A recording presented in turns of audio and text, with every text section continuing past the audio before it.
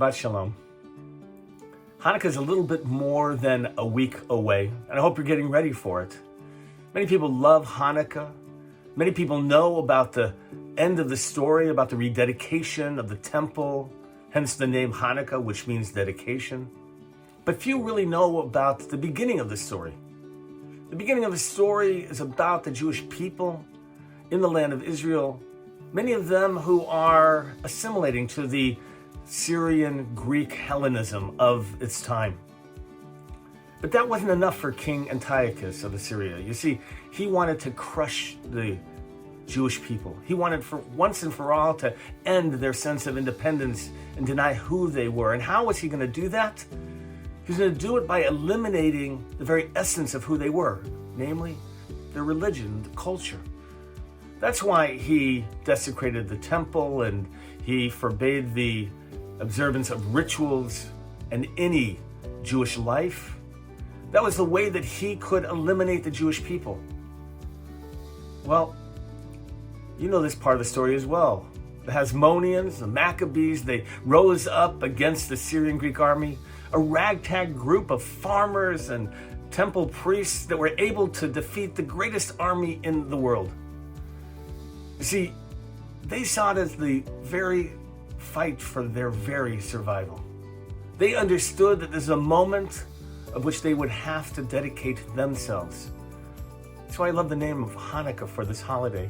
Our Torah portion actually talks about the struggles of the Jewish people, or at least as the rabbis interpret it. You see, we have a story here of Jacob who struggles with the angel.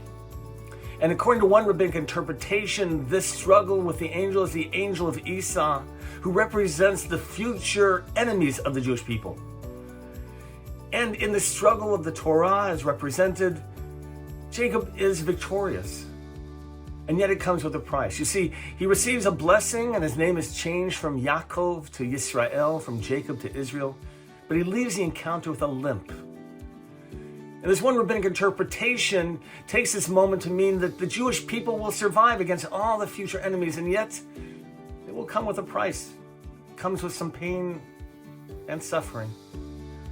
And that has been the story of the Jewish people, unfortunately. Hanukkah is a reminder that in the darkest times of anti-Semitism that we have to rise up against it, that we have to stand for our very principles and remind ourselves that we are a holy people and that our survival is essential, that we have much to give to humanity, and working with humanity that we can create a better world, to dedicate ourselves in essence. The end of the story of Hanukkah, many people focus on the rabbinic tradition of the oil lasting for 8 days when it should have lasted for only one. But I like to focus on the survival, the miracle of the Jewish people. For me, that's what Hanukkah is about, a reminder about our own miraculous status. Just have to look at our history to see it. But do we appreciate it? Are we willing to stand up for it? That is the question that Hanukkah raises. On this Shabbat, I'm wishing you a Shabbat of joy and celebration. I hope you'll connect with your Jewish neshama and to feel that element, that essence. Wishing you Shabbat Shalom.